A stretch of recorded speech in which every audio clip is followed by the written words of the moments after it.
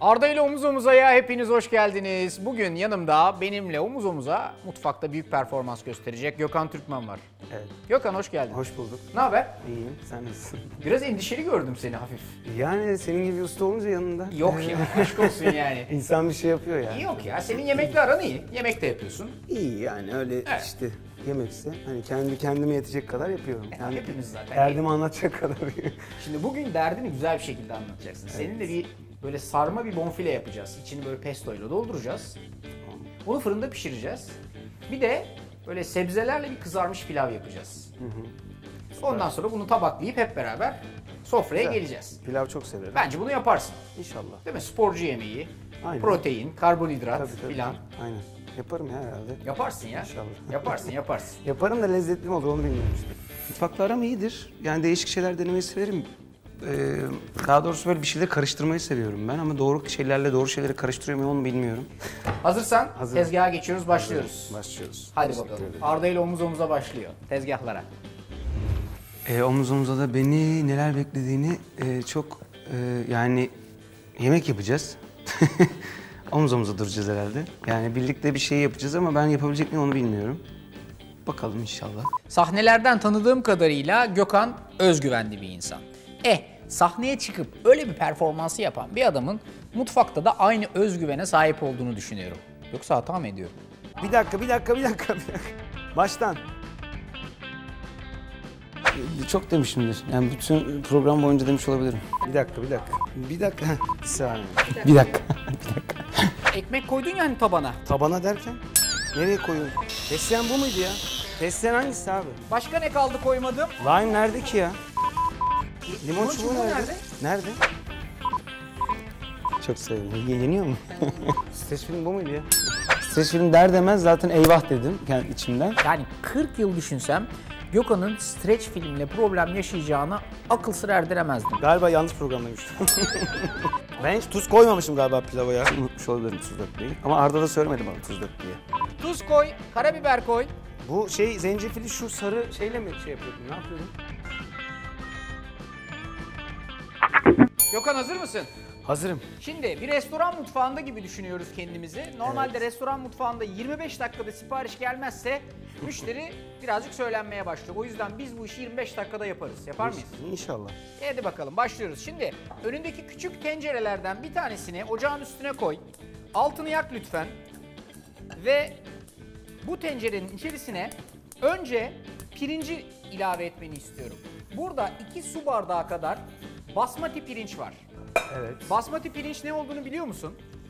Yani böyle şey olarak bilmiyorum. Okey, bu şimdi Döküyorum hepsini değil mi? evet, hepsini dök. Sonra üstüne su koyuyorsun. Pirincin üstüne çıkacak kadar birazcık su ekliyorsun. Hatta belki biraz daha fazla. Yapmak istediğim şey bu pirinci hafiften bir haşlamak. Yani bunu normal pilav yapar gibi yapmıyoruz. Pirinci haşlayacağız, o suyunu çektireceğiz. Altı yanıyor, bunu burada bıraktık. Az sonra geri döneceğiz. Tamam? Tamam. Böyle hiç karıştırmıyorum, bırakıyorum. Karıştır. Ha, karıştırıyorum. Bir tur karıştır. Sonra arkanı dön lütfen. Buradan bir tane şu üst taraftan streç film al. Arkanda buradan streç film al. Ve burada kesme tahtanın üst Streç kısmına... film bu muydu ya? Streç film o, evet. Kesme tahtanın üstüne doğru koy. Koydum. Daha henüz açmıyorsun. Yan tarafta bir tane daha kesme tahtam var. Bu bizim et için kullandığımız kesme tahtası. Evet. Tamam. Şimdi önünde aşağı yukarı 250 gram civarında bonfile var. Evet. Görüyorsun. Bu kesme tahtasının üstüne bonfileyi al ve bonfileden 3 tane dilim çıkart. Dilimleri mümkün olduğu kadar eşit çıkartmaya çalışıyorsun. 3 dilim bonfile. Bıçak istediğini kullanabiliyor muyum acaba? İstediğini kullanabilirsin. Sonra hemen streç filmi tezgahının üzerine doğru açıyorsun. Etlerden bir tanesini streç filmin üstüne doğru koyuyorsun. Bir dakika. Hafif parmaklarınla bastırıyorsun. Çok hızlı gidiyorsun. Daha nerede hiç hızlanmadık bile. Sonra streç filmi bunun üstüne Streç doğru filmden çok kapatıyor. korkuyorum ben abi. Nereden korkuyorsun? Streç filmi. Streç Şaka filmi hiç yapıyorsun. beceremiyorum ben streç filmi. 2 streç filmi üst üste koyduktan sonra araya da eti koydun ya. Bu eti sen çok şanslısın çünkü Bir tane mi koyuyorum et? bir tane koyuyorsun. Tamam. Üstüne de streç filmi kapatıyorsun. Tamam. Sonra senin önünde bir tane et döveceği var. Bu mu? Değil. Şeyde duruyor. Kaşıkların olduğu yerde duruyor. O et döveceğiyle bunu yavaş yavaş döv. Evinde et döveceği olmayanlar için ben bunu oklavayla yapıyorum. Arada streç filmini aç, düzelt. Eti yeniden pozisyonla. Ondan sonra da dövmeye devam et.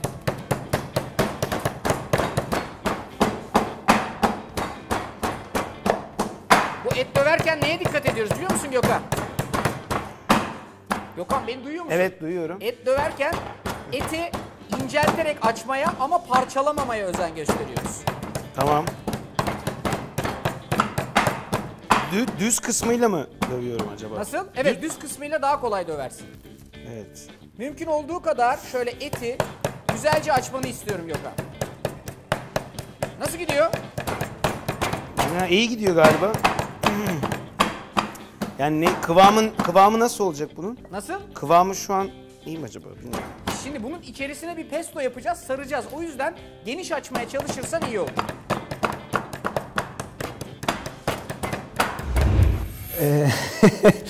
Et dövmek hiç dövmedim ki et yani şu ana kadar. Nasıl bir tekniği vardır mutlaka onun. Tabii ki yani vurarak yapıyorsun ama hani dağılmaması için mutlaka bir püf noktası vardır diye düşünüyorum. İlk defa yaptığım için tam böyle şekilli bir şekilde dövemedim.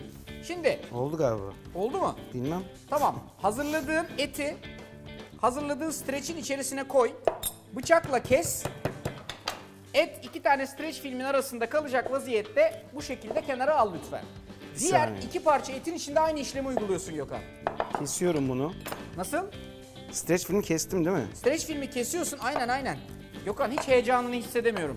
Streç Abi ben filmi- şu an titriyorum zaten. Yok canım o titreyecek bir şey yapmadık ki daha. Sana ben acaba Ya- bunu verseydim öyle şey yapardım. Sen eti 3 eşit parçaya böldün değil mi? Normal hani et dilim yaparmış gibi. Bölüyorum. Bölüyor musun? Hayır. İlk seferinde yani şu anda Ha evet şu an bir evet. daha bölme. Ha pardon. Böldün mü? Bölme. Kesiyordum az kalsın. Biraz kestim gibi oldu. Et döveceği elinde senin. Bütün avantaj senin elinde bak. Ben bunu görmediğin gibi tabii. Bir şey yaptım ama ben. Ne yaptın? Sen sürekli vuruyorsun acaba benim vurmam mı gerekiyor diye arada vuruyorum. Abi şöyle vur. Eti döv. Ben şimdi Ha ikinci vurdukça parçaya parçalanıyor. geçtim. Daha fazla parçalama. İkinci parçaya geçtim ben. Ha sen ikinci parçaya geçtin.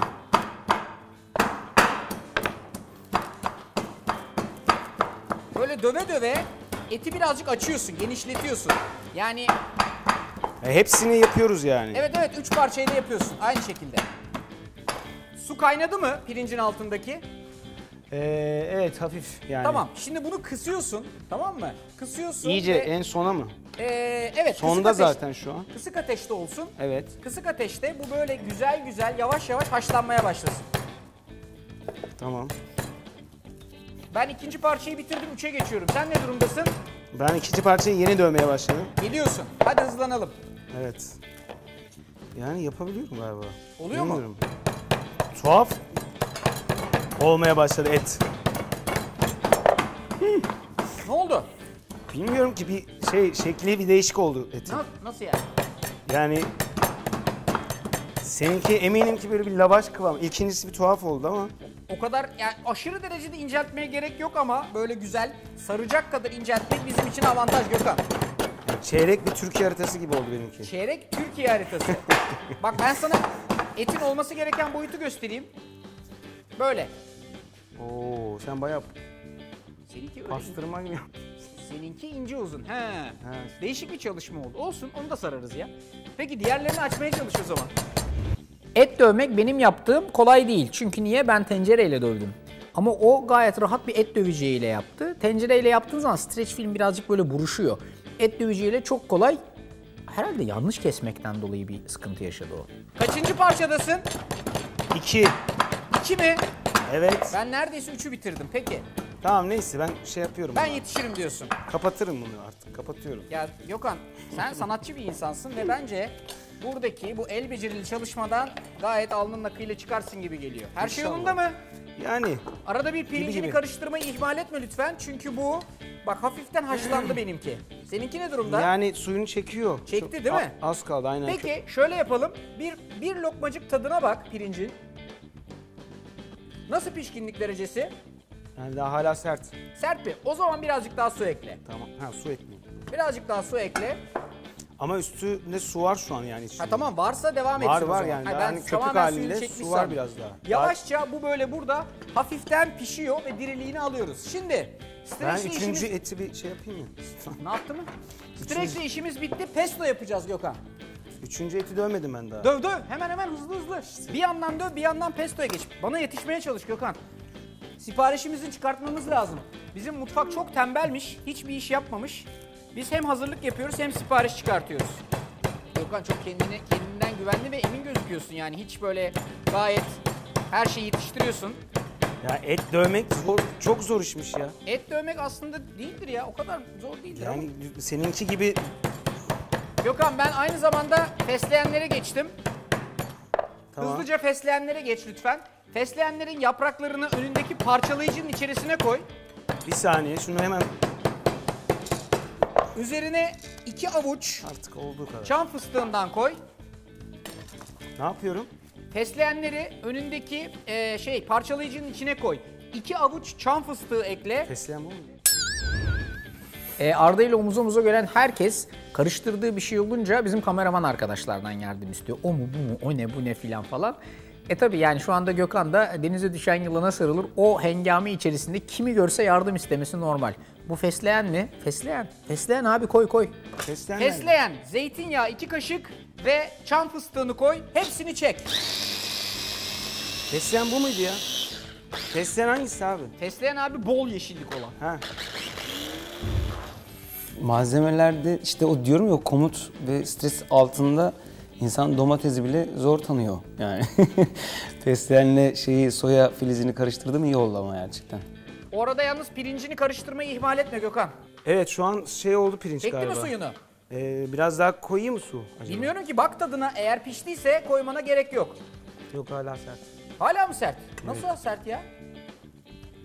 Yani işte bilmiyorum ki. Ama Bana olmuş göre olması sert. lazım Gökhan. Yani birazcık daha çekmesi gerekiyor suyunuz. Şu Peki an ben de senin içinde için biraz birazcık daha su koyuyorum Gökhan. su var. Her şeyi senin için yapıyorum. Ne de olsa sen de Türkmen, ben de Türkmen değil Evet, eyvallah, teşekkür mi? ederim. Eyvallah. Parmesan mı koyuyordun fesleğen Parmesan içine? koyuyorsun. Hepsini koyuyor muyum? Evet abi, parmesan, parme- fesleğen, birazcık zeytinyağı 2 kaşık kadar. Ondan sonra çam fıstığı bir de. Sonra hepsini çekiyorsun. İnşallah doğru payını koyuyor. Bu mu fıstık? Kalın bir pesto kıvamına geldi. Seninki de geldi mi? Ben daha karıştıramadım şu an. Nasıl yani? Heh. Ben inşallah doğru peynir koydum ya. Önünde bir kaşar peyniri var, bir pesto var. Ha tamam, Bak, toz olan değil mi? evet, Tamam. zeytinyağı, toz parmesan, çam fıstığı ve pesto. Pesto aslında birçok şeye giden bir sos. Yani isterseniz balık ürünüyle kullanırsınız, isterseniz et ürünüyle, isterseniz salata sosu gibi bile kullanabilirsiniz. En dikkat etmeniz gereken özellik içine koyacağınız yağ miktarı. Çünkü sosun kıvamını birazcık içine koyacağınız yağ miktarı belirliyor. Biz bugün az koyduk, gayet sürülebilir bir kıvamda gövdeli bir sos oldu. Yağ miktarını çoğaltarak koysaydık o zaman daha akışkan bir sos olacaktı. Belki salatalarda bile kullanılacaktı. İyice böyle sürülebilir bir püre kıvamına gelecek. Oldu mu?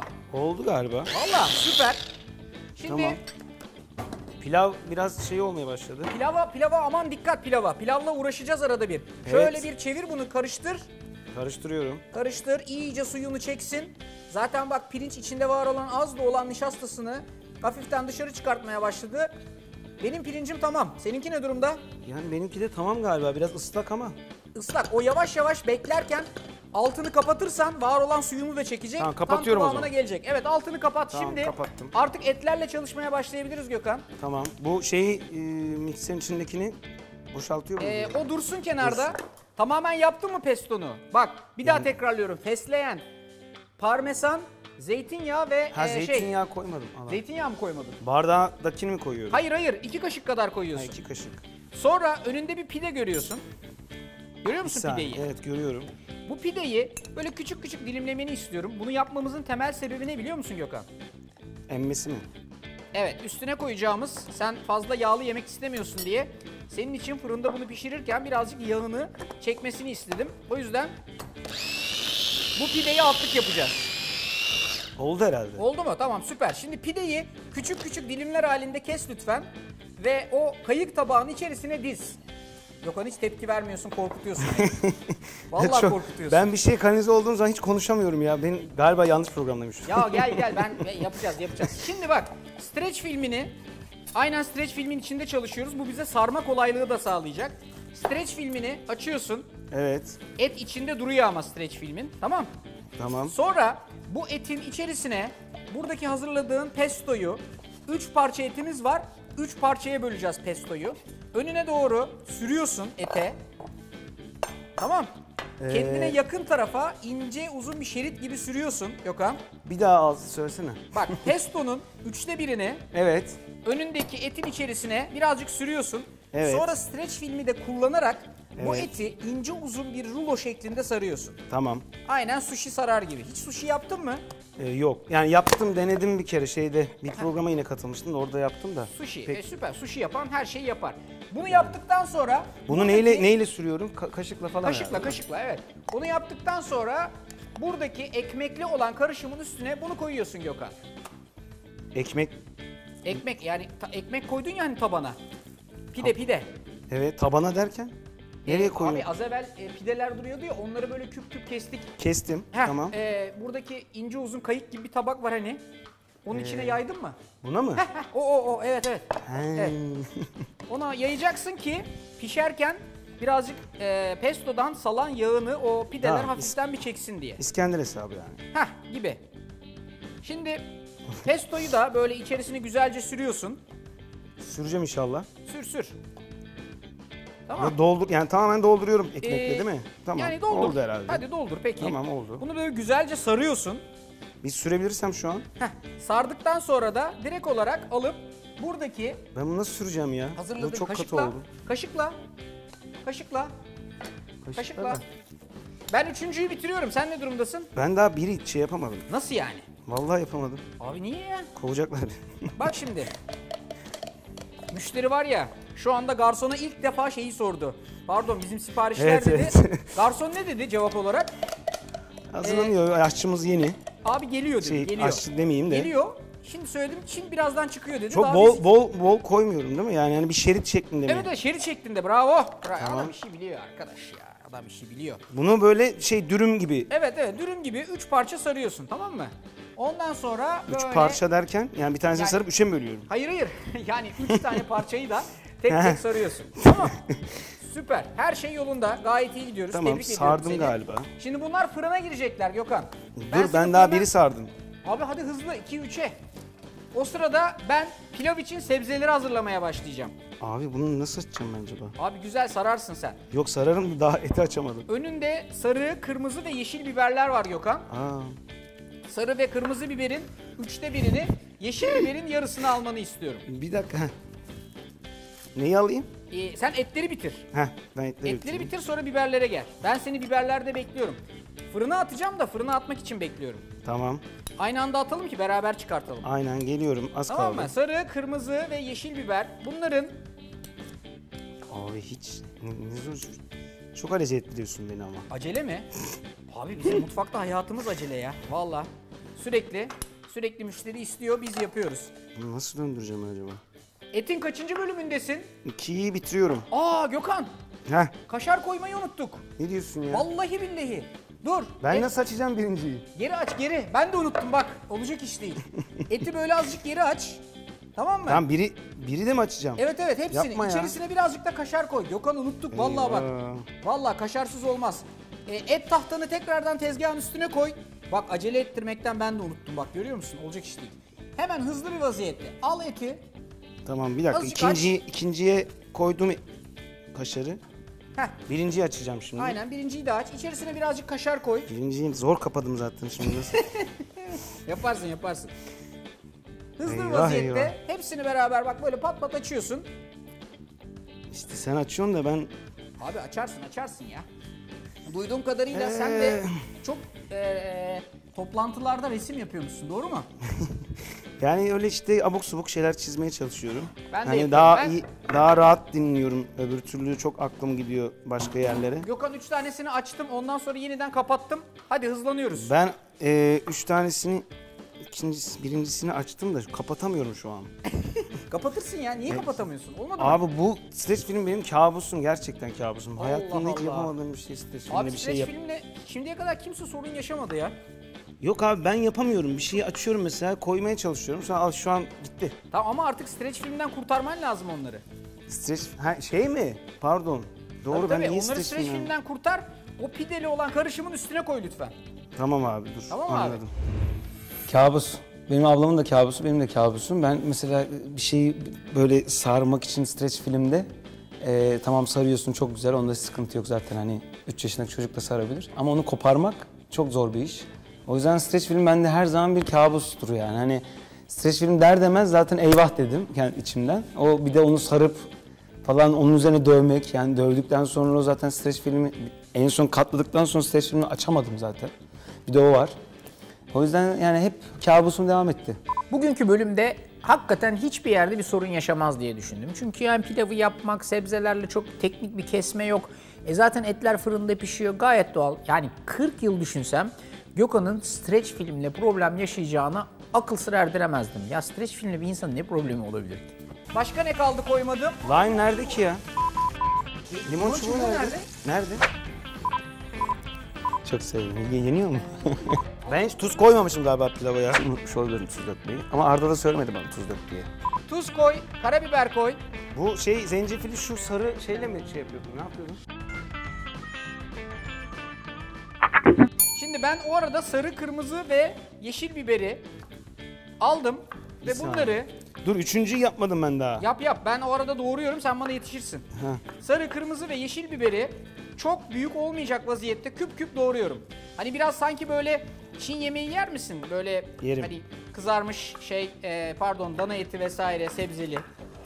Onun içerisinde böyle sarı, kırmızı, yeşil biberler var. Aynen. Onlar boyutunda doğrayacağız. Hadi bakalım nasıl açacağım? Abi nasıl kapatmışım? Nasıl kapattın ya? Heh. Bir şey söyleyeceğim. Üçüncüsü benim birazcık böyle şey oldu. Ne oldu? Et. Yani uzadıya değil de.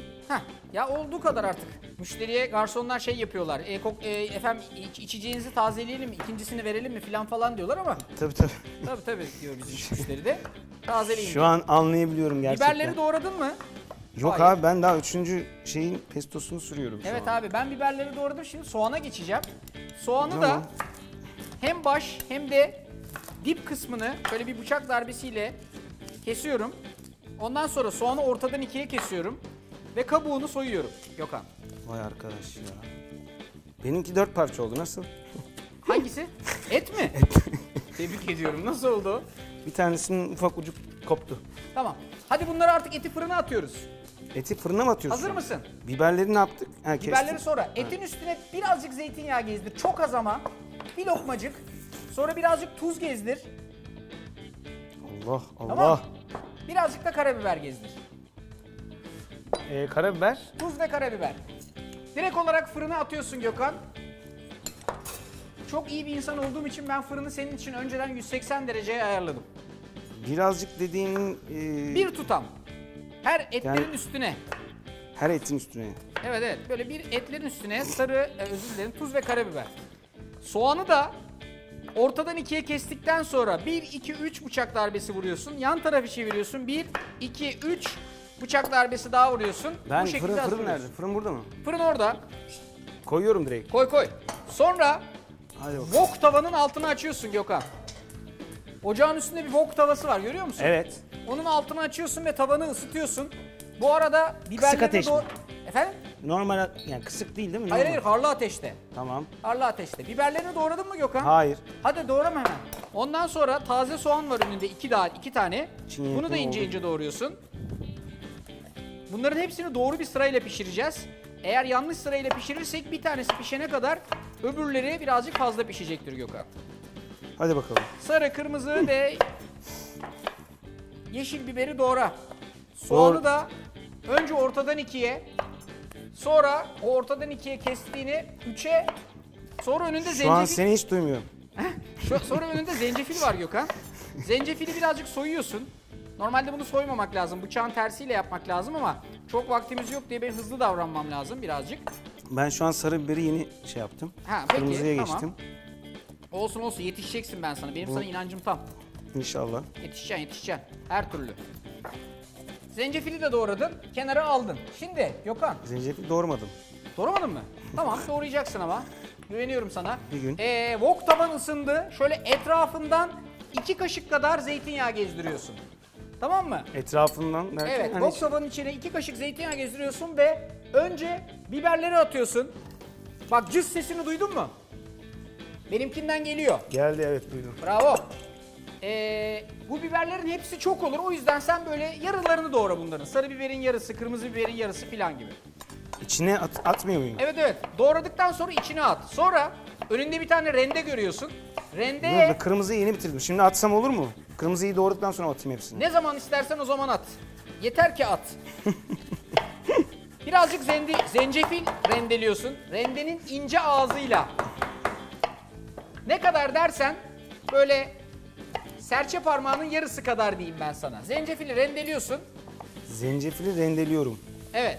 Şimdi bu biberleri bitirdim. Tamam. Biberleri bitirdiysen yağ at lütfen. Üstüne de soğan atıyorsun. Taze soğan. Hadi Of ne güzel çıtır çıtır sesler geliyor Gökhan. Tebrik ediyorum. Şimdi aynı zamanda başka bir şey daha yapacağız. Nasıl? Gökhan. Heh. Ocağın Tamam. üstüne diğer Bunun üzerine ne atıyordun, biberlerin üzerine? biberlerin üstüne soğanları atıyorsun. Soğan, bu ince uzun. Şeyler mi, şunlar mı? Hayır normal kuru soğan. Bunu da Kuru kesiyorum. soğan tabii. Oho. Şimdi küçük tencereyi de ocağın üstüne koy Gökhan. Küçük tencere. Ocakta zaten. Hayır bir tane daha var ya. Pilav olmayan. Bir tencere Tamam işte. daha var ocakta. Ocakta, aynen. Üstüne o tencerenin içerisine Bu pilav taş gibi oldu. abi dur onu çözeceğiz. Şeylerin üstüne ocağa yeni koyduğun tencerenin içerisine Evet. domatesleri koy. Bak önünde küçük küçük renkli domatesler var. Evet, aldım. Sadece domates. Evet domatesleri koyuyorsun sadece. Altını açmıyor muyum? Altını açıyorsun ve içerisine domateslerin aşağı yukarı böyle üstüne gelecek kadar, yarısını geçecek kadar zeytinyağı koyuyorsun Gökhan. Domateslerin üstünü geçecek kadar. Evet. Ateşi yüksek mi? Ateşi kısığa alıyorsun. Domateslerin ateşini. Konfi domates yapacağız böyle hafiften pişireceğiz ama Bayağı sen- yağ döküyorum o zaman yani. Dök ama ateşin altını çok yakma. Tamam, kıstım. Tamam mı? Kıstım. Sebzelerin ne durumda? Pişiyor mu? Pişiyorlar. Pişiyorlar. Çok yağ koymadık değil mi? Şu an gayet iyi herhalde yağ Yani durumu. yağ bitti şu an. Ha? Yağ bitti. Bitti şu an yağ. Hayır. Sebzelere yağ koydun mu? Hayır. Tamam. Yani Az koydum. başta koymuştum. Tamam, Tekrar tamam, koyuyor az muyum? Tekrar koyuyor muyum? Hayır. Ha. Şu anda sebzeler hafiften böyle bir yumuşuyorlar burada. Ben şu an o sebzelerin içine soğan atmadım ama daha. Ne yapmadın? Soğan atmadım daha. Soğanı da at. Tamam işte, atacağım inşallah. Sonra önünde bir Soğanı tane küçük küçük mü? Ne yapıyorum? taze soğanı mı kuru soğanı mı? Abi taze soğan işte. Ya Allah. Ya taze soğan da var kuru soğan da var. Tamam. Gökhan bir de önünde lime görüyorsun. Yeşil. Bunları küçük küçük doğrayıp mı atıyorum? Taze Soğanı. soğanı küçük küçük doğruyorsun. Kuru soğanı birazcık iri doğruyorsun.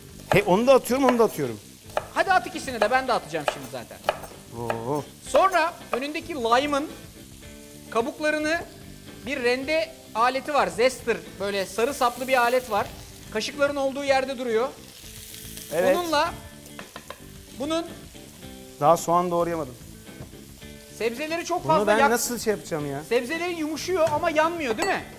Sebzelerim yumuşuyordur herhalde. Yumuşuyor ama yanmıyor. Çok güzel. Taze Yani. soğanı da atıyorum ben. Çok güzel. Atacağım. Şahane sesler geliyor Gökhan. Hepsini mi atıyorum taze soğan? Taze soğanı ikisini doğradıktan sonra atıyorsun. Rendelediğin Taze soğanı attım, kuru soğanı. kuru soğanı da atıyorsun. Hepsini? Evet. Rendelediğin lime'ın kabuğunu atıyorsun. Rendelediğin zencefili atıyorsun. Lime'ı ortadan ikiye bölüyorsun. Suyunu sıkıyorsun içine. Bir saniye, ben soğanla uğraşıyorum şu an. Olsun, soğan da iyidir ya. Tamam. Başka ne kaldı koymadığım? Lime Limon nerede çubuğu. ki ya? Gökhan hiç hayatında limon çubuğu gördün mü? Limon çubuğu görmedim. Limon çubuğu taze soğana benziyor ama taze soğan gibi değil. Ben Bak bu şeyi taze soğana benzer bir şey var orada. Evet. Kokma mis gibi limon kokuyor bak. Şu. Evet sert bir kabuğu var. Tamam. Şimdi bunu da ince ince doğruyorsun Gökhan. Doğruyorum. Hepsini Evet. mi? Evet hepsini doğruyorsun. Ne diyorsun ya? Bir tane limon çubuğu var zaten orada ya. Nasıl ya? Bu yanlış şey aldım o zaman. Bir tane derken? Bakayım abi. Bu değil mi abi? Abi yok o soya ya. Evet abi soya o. Limon çubuğu nerede? Nerede? Senin bu burada kaşık böyle duruyor. Abi bunu kız. Bu ne oldu? O gitti. Eyvah. Bilmiyorum abi. Dur. Abo. Bunları niye atmadın? Sadece domates dedim. Evet ama kısık ateşledim. Bunlar da domates. Kısık abi işte. Tamam dur abi. Bu ısı yeterlidir. Hay Allah. Biliyordum o pişme şeklini ama adının konfi olduğunu bilmiyordum. Arda yüzünden de biraz tabii şey yaptım, o sarı domatesler biraz armut gibi oldu. Bu ısı yeterlidir. Bunların hepsini pişirir. Tamam. Normalde konfi domates de. Limon seninki çubuğu öyle nerede? olsun. Çok sevdim. Yeniyor mu? Ben taze soğanı keserken araya karışmış. Çünkü taze soğanla limon çubuğunu aynı yere koymuşsunuz. İkisi de birbirine çok benzeyen şeyler olduğu için ben hepsini bir arada aldım.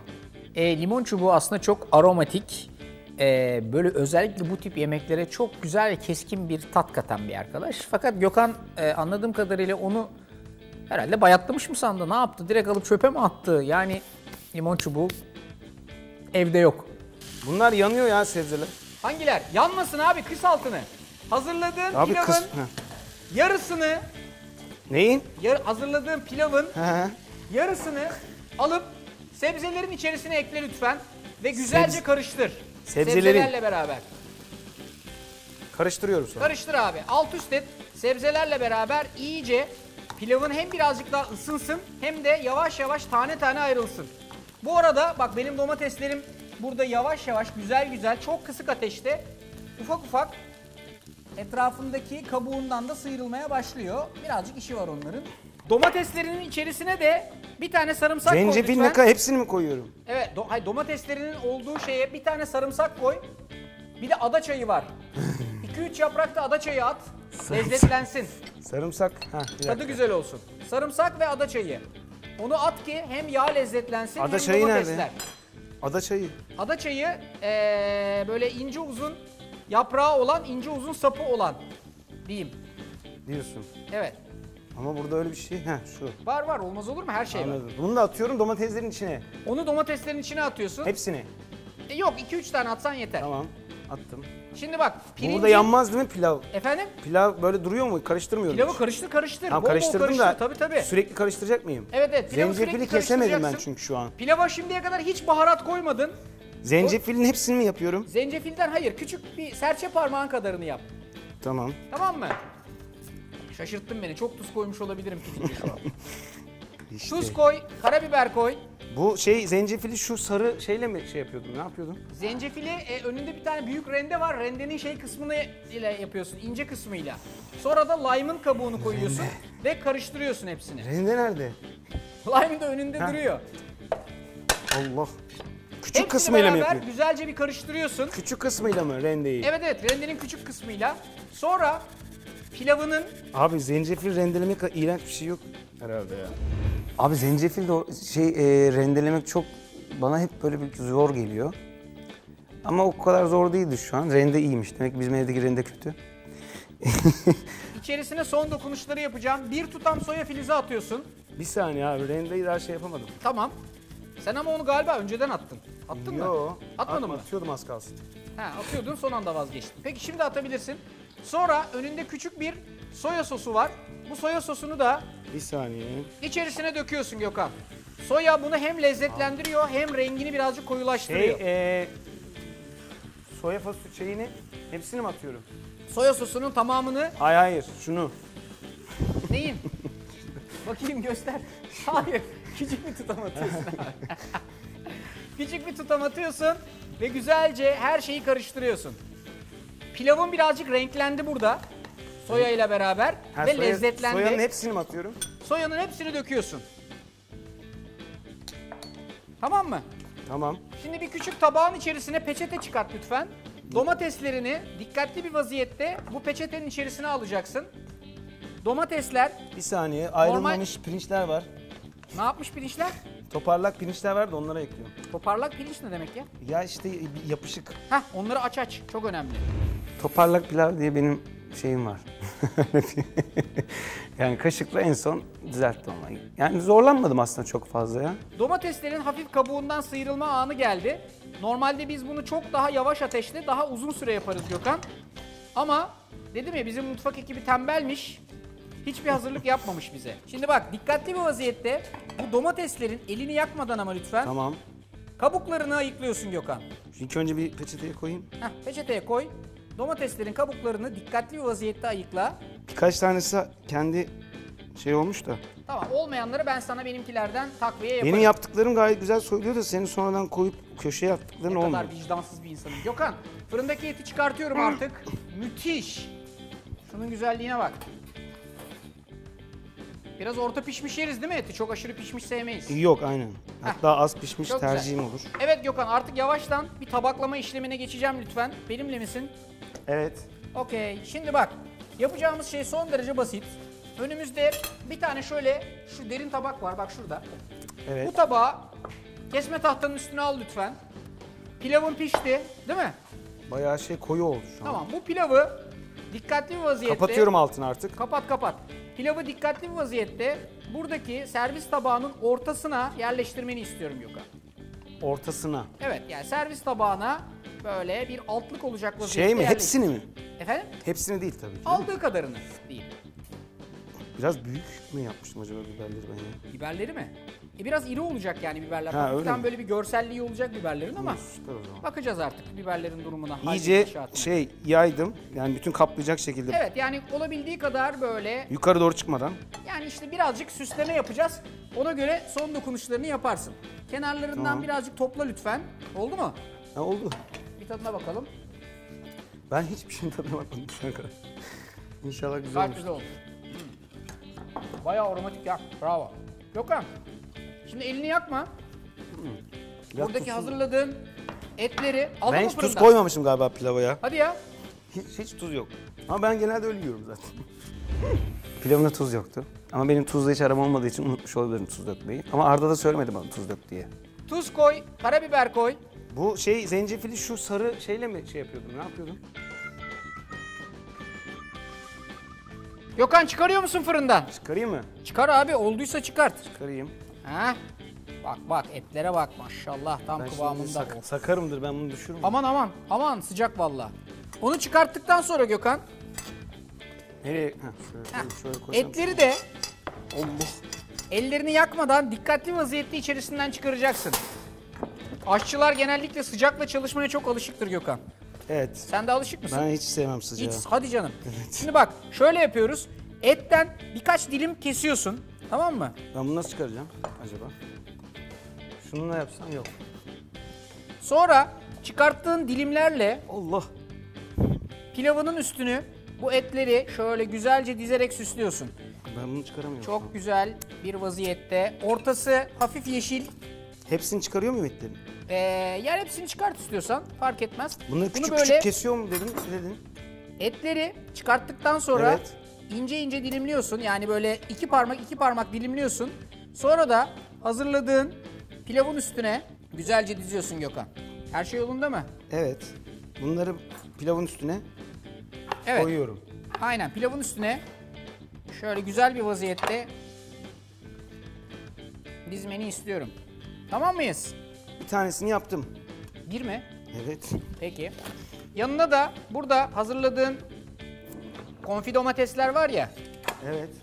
Domatesleri de bunun etrafına şöyle güzel bir renk cümbüşü olacak şekilde şöyle istediğin gibi renklerle oynayacakmış vaziyette diziyorsun. Sarı, kırmızı, turuncu hepsi beraber güzel bir bütünlük oluşturuyor tabakta. Benimki bayağı pide gibi oldu.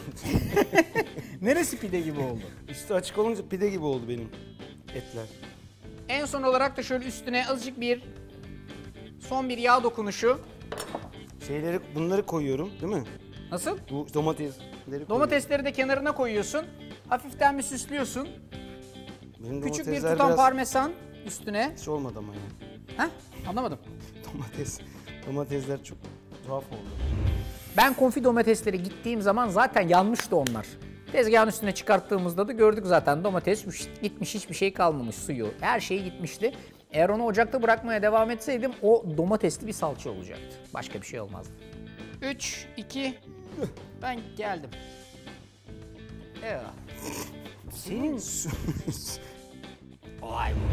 Güzeldi, gayet keyifli ama çok zor, çok stresli bir iş vallahi yani.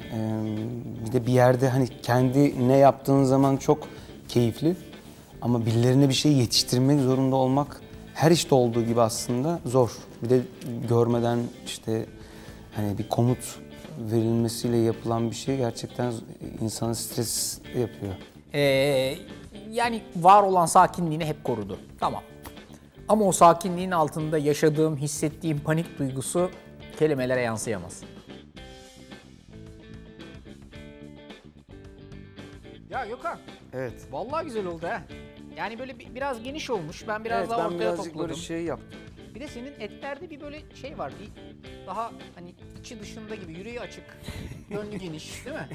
Evet işte dediğim gibi biraz böyle açık pide gibi oldu ama bence hani fena Şey diyebilir miyiz peki buna, yani güzellikleri içinde tutma, dışarıya herkesle Evet, paylaş. aynen. Aynen benim biraz öyle bir çalışmam var. Tebrik ediyorum. O zaman değişelim. Değişik.